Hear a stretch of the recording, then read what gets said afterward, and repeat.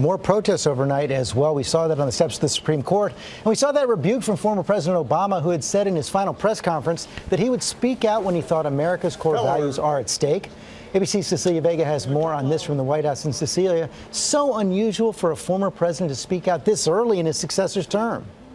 It certainly is, George. It has only been 12 days since he's left office, and he is now speaking out in strong terms. President Trump is speaking out this morning, too. He is on Twitter calling a protest here in Washington by Democratic lawmakers a mess.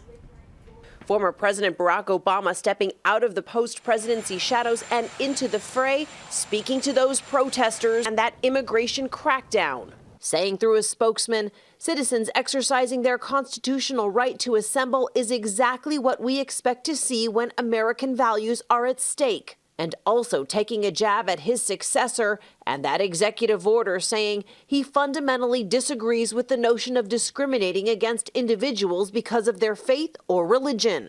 The White House playing defense. We had 109 people that were temporarily detained.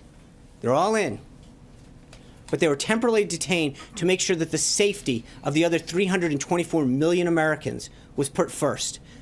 I don't see how that's a big problem. And overnight, that fight landing right at the steps of the Supreme Court. Refugees are welcome here. Democratic lawmakers leading the charge in song. This land is your land. This land is my land. And tough talk. Donald Trump has issued an executive order that is illegal, that is unconstitutional, and that is immoral. We will fight it with everything we have, and we will win this fight. And while the president himself says the policy is off to a good start, we actually had a very good day yesterday in terms of Homeland Security.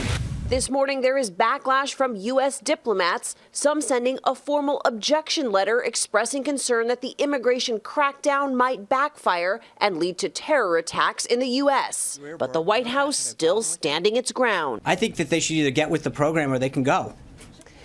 Tough words there, but there is word from the White House this morning that the Trump administration will leave intact an existing executive order from the Obama administration that protects LGBTQ rights in the workplace. George, gay and lesbian advocacy groups had feared that that might be reversed. Yeah, but they're waiting to see if more is coming. Okay, Cecilia, thanks very much.